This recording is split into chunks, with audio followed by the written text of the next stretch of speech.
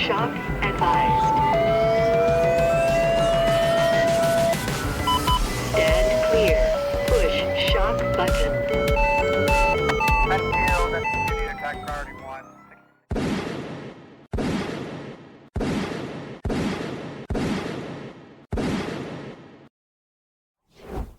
Hi. Did your college instructor just go over all of this and now you feel lost and confused and that's how you ended up on my video? Well, I may be just a dumb guy on the internet, but I too was once in your position. So let's talk about glycolysis. Now, glycolysis, yeah, I'm super zoomed in on this image, okay? So glycolysis is just breaking down glucose. It is the first step in how your body actually uses glucose for energy. So, first step, and this is what our ultimate product of the reaction is going to be. So we're going to take a glucose molecule, C6H12O6, and it's going to react, and we're going to get a net gain of 2 ATP plus 2 NADH plus 2 pyruvate. All right, now that we got that out of the way, let's actually talk about it. I'm breaking this up into 2 steps. We're going to break it up into steps 1 through 5, which is the energy invested, because you got to spend money to make money. And then the energy gain, because ultimately, hopefully our investment pays off. And then we're all just going to put it all together. All right, let's get into it. Okay, so let's actually start talking about this. So if you need a refresher, your actual reaction that's going to happen to create ATP within your cell looks like this. We're going to take 1 glucose, we're going to react it with 6 oxygens. These are going to react together, and in payoff you're going to get 6 CO2 plus 6 waters plus ATP. But this is after 3 steps. So remember, you got glycolysis, you got the electron transport chain, and you got the Krebs cycle. I don't know why I put those out of order. I'm just a dude on the internet, okay? So it's glycolysis, the Krebs cycle, and the electron transport chain. But this is glycolysis. So actually, let's talk about what you're going to get out of glycolysis. So you're going to get, or you're going to take a glucose molecule. It is going to react, and in the payoff, you're going to get 2 ATP. You are going to get 2 NADH, and you are going to get 2 pyruvate. We will get into what these actually do. Now, I want you to think of glycolysis like a raw materials refinement business. This is going to be the analogy that I'm going to use for each step of this process, talking about the Krebs cycle and the electron transport chain when I get into those. Now, in raw materials refinement, like if you want to build like a semiconductor or whatever, you can't just take raw dirt out of the ground and then make a computer chip out of that, right? You have to actually refine it, break it down into usable parts, okay? Now, with what NADH is, so the refinement analogy would be like your pyruvate. Now, what NADH is if you're a business, this would be like a bond. And if you don't know what a bond is, it's like an IOU. It's like, hey, we're going to get, or if you buy this from us, we're going to give you an even better payoff later. So that's what NADH is. And then ATP, of course, is adenosine triphosphate. That is the money that your cell uses. Okay, so step 1, we're going to take a glucose molecule. This glucose molecule is going to come into the cell, and it is going to react with an enzyme called hexokinase. And what hexokinase is going to do is we're going to take an ATP, adenosine triphosphate, and we are going to react these together. And then this ATP is going to break into an ADP plus P. And then our phosphate that we broke off is going to attach up here onto the 6th carbon of our glucose molecule. So we went from glucose, now we have glucose 6-phosphate. Glucose 6-phosphate. Now, why do we do this? Well, with the attachment of this phosphate molecule, our glucose can no longer leave the cell. So it is kind of trapped in here, and we are going to use it. So it can't leave. All right, let me scroll down here. And then we got step 2. So remember, we got glucose 6-phosphate. It reacted with hexokinase, and we took an ATP and we broke it up into ADP plus P. We added that phosphate. Remember, we got to spend money if we're going to make money, so we got to use some ATP to actually get what we want, which is ultimately those 2 NADH, those 2 pyruvates, and those additional 2 ATP. Okay, step 2. Glucose 6-phosphate is going to react with an enzyme called phosphoglucose isomerase. Phosphoglucose isomerase. Now, if you don't know a lot about enzymes, they usually tell you exactly what they do. So, phosphoglucose isomerase, we're going to take this glucose 6-phosphate. We are going to change it into fructose 6-phosphate.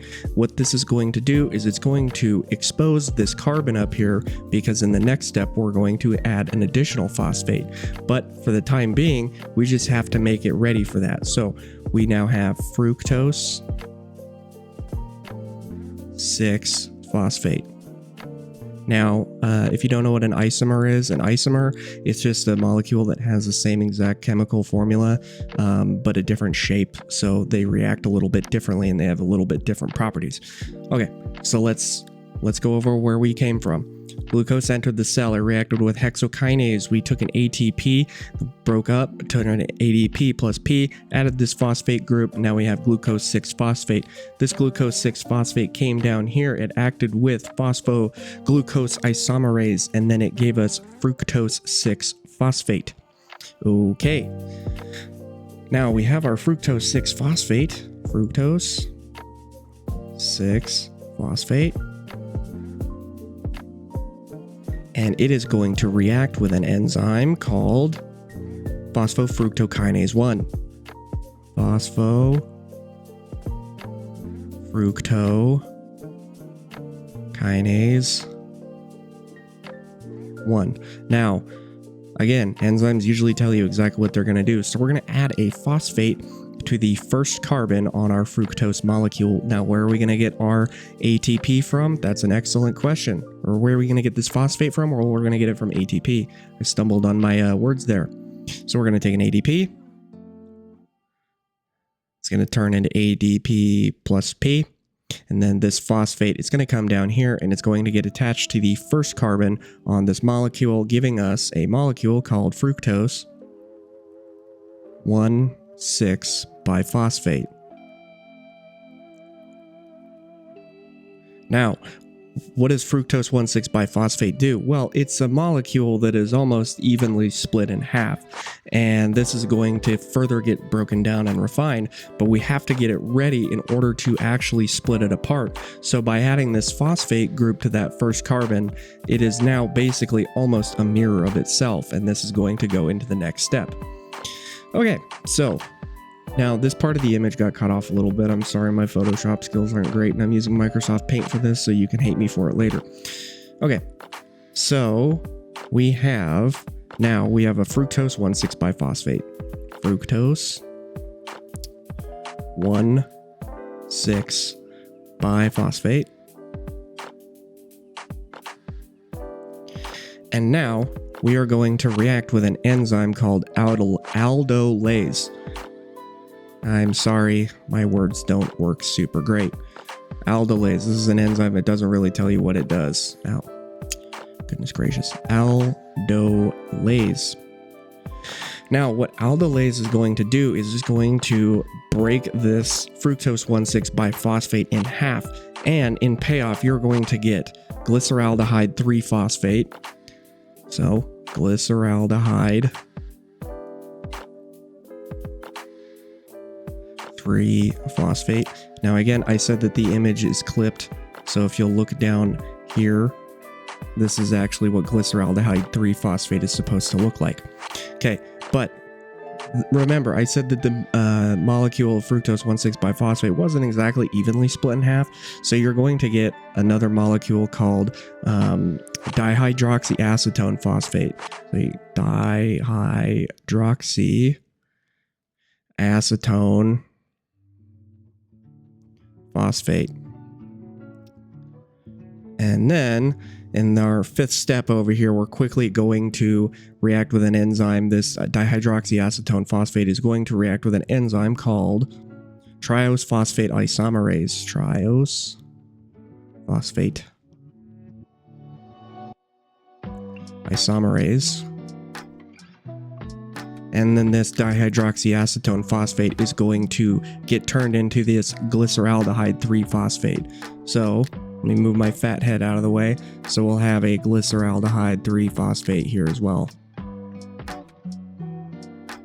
3-phosphate. Okay, so let's talk about what we got going on here so far. So in step 1 over here, where'd my pen go? There it is. Okay. Maybe. There we go. Okay, so we took a glucose molecule, C6H12O6. We reacted with an enzyme called hexokinase, which combined in ATP. We broke it up ADP plus P. We attached this phosphate group up here to this carbon 6, giving us glucose 6-phosphate.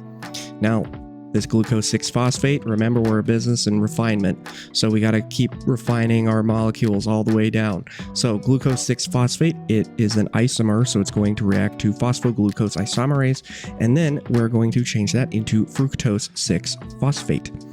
Now this fructose 6-phosphate, we're going to take an ATP, we're going to react with an enzyme called phosphofructokinase 1. It's going to split into ADP plus P, and then we are going to add a phosphate group to this one carbon over here, giving us fructose 1,6-biphosphate.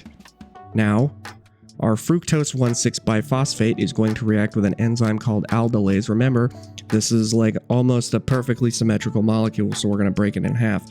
So it's going to react with aldolase, and in payoff, we're going to get glyceraldehyde 3-phosphate, and we're going to get dihydroxyacetone phosphate. And our dihydroxyacetone phosphate is quickly converted through a triose phosphate isomerase into a glyceraldehyde 3-phosphate. All right, let's see if I can zoom out here without wrecking everything. So in steps 1 through 5, we took 2 ATP. And then we spent these, and then out of it we took glucose, 1 glucose, and we got 2 glyceraldehyde 3-phosphates. 3-phosphate. So that is steps 1 through 5 of glycolysis. Now we're in the next steps, we're going to be just keep breaking it down, but the next step is actually kind of our energy payoff phase. So just remember, we took 1 glucose, we spent 2 ATP, and we got 2 glyceraldehyde 3-phosphates from this. This is steps 1 through 5. All right, I will see you in a minute. Okay, so let's recap a little bit before we get into steps 6 through 10. So in steps 1 through 5, we took 1 glucose. This is our raw material, right? And in return, we got 2 ATP, or we spent 2 ATP, so we're minus 2 ATP. We got 2 glyceraldehyde 3-phosphates. Glyceraldehyde 3-phosphates. I'm going to call this G3P. So now let's start up here at step 6, where we are going to take our 2 glyceraldehyde 3-phosphates and we're going to change them a little bit. Remember, this is a refinery. We got to refine some stuff, right? Okay, so we're going to take our, where's my pen? There it is. So we're going to take our G3P, and it is going to react with an enzyme called glyceraldehyde 3-phosphate dehydrogenase. So G3P, dehydrogenase. And glyceraldehyde 3-phosphate dehydrogenase is going to do a couple of things. First and foremost, let's come up here. So we have these NAD+. We're going to make some bonds. Remember, those bonds, they're not going to pay off now in the form of ATP, but they will later. So what this is going to do, where tarnation in my pen go? There it is. We're going to take these 2 NAD, and these are going to get reduced, forming 2 NADH, because they took some hydrogens from us. So NAD reacts up here, we're going to get 2 NADH, and there's 2 NADH because remember, there's 2 molecules, so we'll draw it down here. So NAD, and then we're going to get some NADH. Okay, the other thing that's going to happen is there's going to be some phosphate here.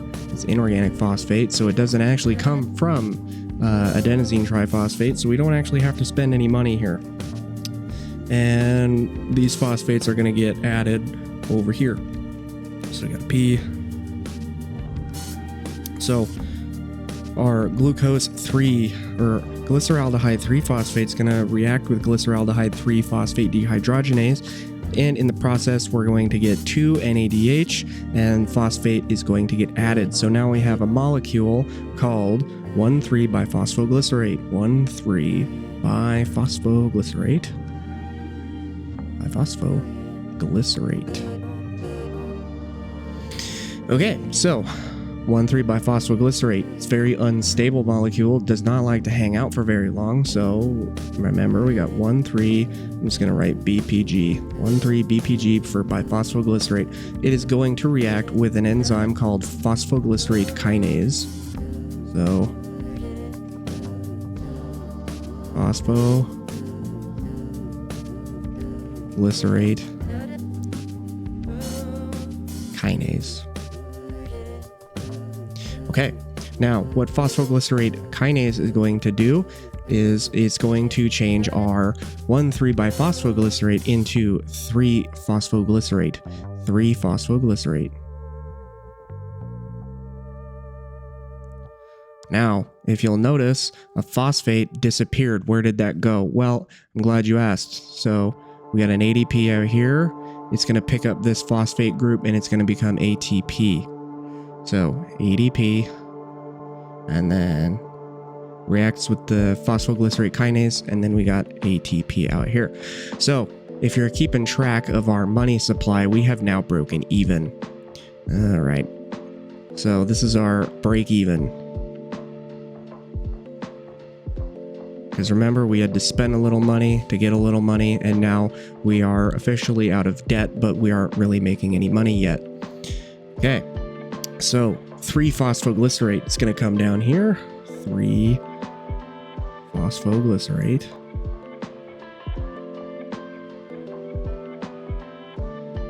And it is going to react with an enzyme called phosphoglycerate mutase. And it is just going to change some of the things around here. Remember, this is an isomer. And I told you isomers have the same chemical formula, but they're shaped a little bit differently, so they change how they react.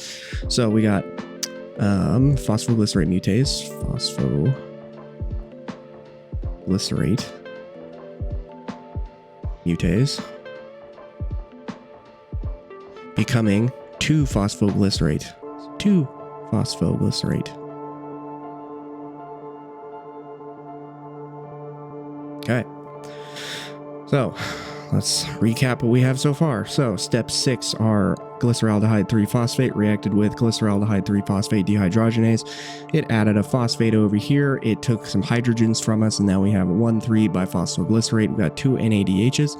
And then in the next step, we are 1,3-biphosphoglycerate reacted with phosphoglycerate kinase, taking an ADP and making an ATP. This is our break-even point because we have $0 now, but we are not in debt anymore. And then our 3-phosphoglycerate comes down here, and it goes from 3-phosphoglycerate through phosphoglycerate mutase, and it becomes 2-phosphoglycerate. Now, 2-phosphoglycerate is a little bit higher energy, and it kind of just wants to break apart, which is great because here in step 9, our 2-phosphoglycerate is going to react with an enzyme called enolase. So let's not get ahead of ourselves here. So we got 2-phosphoglycerate. It's going to react with enolase.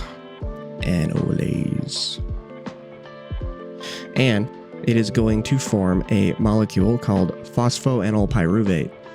Phosphoenolpyruvate. Now there's really only one step left to go before we get those 2 pyruvates. Remember, there's 2, so we're actually going to get 2 phosphoenol pyruvates here. So now finally in step 10, I guess you can never guess what we're going to make. All we have to do is we got to break this phosphate group off here, and then we're going to get some pyruvate. So it's going to react with an enzyme called pyruvate kinase. And then we're going to have an ADP out here. And it says, don't mind if I do. It's going to strip this phosphate off here and form an ATP. And because there's 2, we got an ADP. Stripping that off, we're going to get 2 ATP now. Now, if you're keeping track, we are no longer in debt, and we actually do have a little bit of profit. So we are up 2 ATP. Look at us high rolling in here. We're just rolling in that ATP dough. Okay. The other thing that can happen from here is I've mentioned it before in another video, but from here, these pyruvate molecules, so I'll just write pyruvate, need to be in the presence of oxygen in order to undergo the Krebs cycle and the electron transport chain. So if there's no oxygen present, then it can quickly become lactic acid or lactate. And the enzyme that does that is lactate dehydrogenase. Lactate dehydrogenase. Okay, let's recap. So we had our glyceraldehyde 3-phosphate. It reacts with glyceraldehyde 3-phosphate dehydrogenase. And in that course, we get 1,3-biphosphoglycerate from some inorganic phosphates out here. And then this is going to get reduced, which is going to give us 2-NADH. And then in step 7, that 1,3-biphosphoglycerate is going to come here, and then we're going to get an ADP, and we're going to get an ATP out of it because this molecule does not like to stay stable, and this is our break-even point. And then this is 3-phosphoglycerate that we got up here. And then we are going to take our 3-phosphoglycerate. It's going to react to phosphoglycerate mutase, and it's going to form a higher energy molecule called 2-phosphoglycerate. And then this 2-phosphoglycerate is going to react with an enzyme called analase, giving us phosphoenol pyruvate. Now, finally, this phosphoenol pyruvate over here is going to react with an enzyme called pyruvate kinase. And remember, this happens twice because there's 2 molecules down here. We're going to get 2 ATP out of this. So, and then if there's no oxygen present, it can just become lactate through lactate dehydrogenase. So okay, now let's kind of put it all together. So as a reminder, the ultimate equation for the entirety of glycolysis is this. So we're going to take C6H12O6. We are going to react with plus 2 ATP, and the products are ultimately going to be 4 ATP plus 2 NADH plus 2 pyruvate. Now remember, because we spent some ATP, we're only going to have a net gain of 2 ATP from this whole process. But the part of this that really matters is we're going to remember our refining company is going to issue these bonds that don't pay off now, but they will later. Okay, so your glucose, it enters the cell, and we don't want it to leave the cell, so it's going to react with an enzyme called hexokinase. And this is where we have to spend a little bit of money. So our ATP, it's going to get broken down into ADP plus P, and then this free phosphate is going to get attached to this 6-carbon. It's going to create glucose 6-phosphate, and now our glucose 6-phosphate is locked into the cell, so it cannot leave. Okay, step 2, glucose 6-phosphate is going to react with an isomer, or it's going to get turned into an isomer called fructose 6-phosphate. So, and that enzyme that's going to carry out that reaction is phosphoglucose isomerase. So phosphoglucose isomerase. And the reason why it changes shape is because phosphoglucose isomerase. Yeah, I can't spell. And the reason that this step is going to happen is because it exposes a free carbon that's going to become important in the next step. So we have fructose 6-phosphate. It reacted with that phosphoglucose isomerase, and it is now going to react with an enzyme called phosphofructokinase 1. Phosphofructokinase 1. And we're going to add a phosphate to that free carbon. And in order to do that, we got to spend a little bit more money, unfortunately. So we're going to take an ATP. It's going to turn it ADP plus P, and then this free phosphate gets added here. Okay, so if you're keeping track, we are 2 ATP in the hole. 2 ATP debt. Okay. Now, the molecule that we made, it's called fructose 1,6-biphosphate. Remember, it's pretty symmetrical, so when we break it in half, which is the ultimate goal, we don't really have to do a lot of work to make 2 of the same thing. But we will. So this fructose 1,6-biphosphate, it is going to react with an enzyme called aldolase, and we're going to get 2 different molecules from it. So aldolase. The first molecule that we're going to get is glyceraldehyde 3-phosphate, or G3P, and then the second molecule we're going to get is called dihydroxyacetone phosphate. But this molecule doesn't hang out for very long because ultimately your body wants glyceraldehyde 3-phosphate. And remember, I'm sorry it got cut off a little bit. Blame me. So the enzyme that dihydroxyacetone phosphate is going to react with is called triose phosphate isomerase. Triose phosphate isomerase. And then we're going to get another G3P, or glyceraldehyde 3-phosphate. So going into, so steps 1 through 5, this is our energy investment, right? So remember, we're minus 2 ATP, so we're going to have to fix that. Because if we're a business, we want to make money, right? So our glyceraldehyde 3-phosphate, it's going to come down here, and it is going to react with glyceraldehyde 3-phosphate dehydrogenase. And remember, this step is important. So glyceraldehyde 3-phosphate dehydrogenase.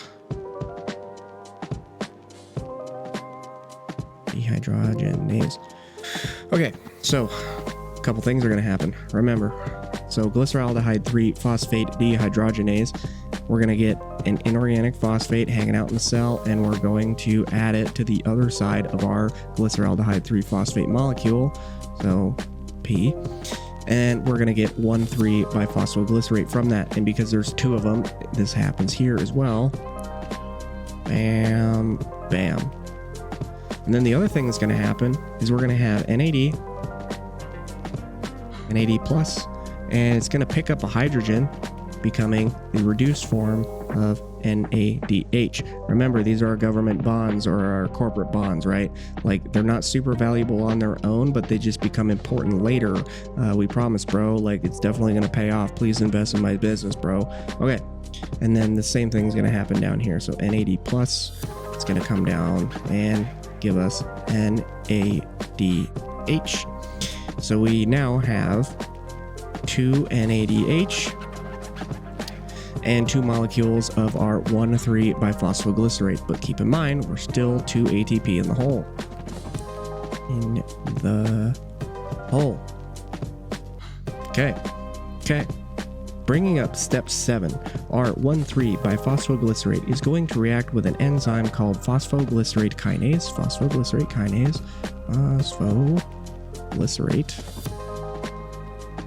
kinase. And it is going to take this free phosphate here. So we're going to have an ATP out here, or an ADP out here. It's going to strip this phosphate off, and then we're going to get an ATP. So same thing's going to happen down here. So we got ADP, or ADP, sorry. Strip that off, and we're going to get an ATP.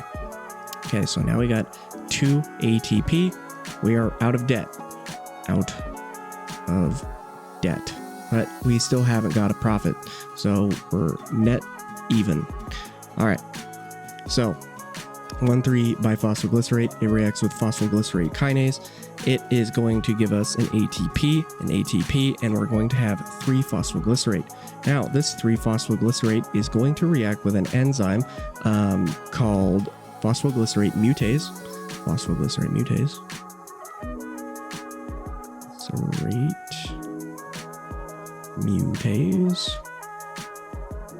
and this phosphoglycerate mutase is it's just going to change the positions of the phosphate group. Instead of being on the third carbon, it's just going to be on the second carbon. It's a little bit higher energy state. And then our 2-phosphoglycerate, so we got 2,2-phosphoglycerate. It is going to react with an enzyme called analase, and it is going to give us 2 molecules of phosphoenolpyruvate. Now we're almost done because remember we wanted those 2 pyruvates. So down here in step 10, our phosphoenolpyruvate, it is going to react with the enzyme pyruvate kinase, and remember, or look at these molecules. If you see anything different, it's because we're going to take an ADP and we're going to strip that phosphate off, creating ATP. We're going to strip this phosphate off, creating ATP. And so we're no longer in the hole. We are actually +2 ATP, which isn't great, but you know, it's better than nothing. The resource extraction, refinement business, it's tough. The economy is not great. So we will get in return 2 pyruvate, and if there's no oxygen present, then this will quickly get converted into lactic acid through lactate dehydrogenase. Okay, so this is glycolysis. Let's scroll all the way back up to the top here. This is everything that we covered. I know, it's super duper exciting. So just remember, from C6H12O6, we reacted and we got ultimately a net gain of 2 ATP plus 2. We issued 2 different bonds to be used later, and then we got 2 pyruvate.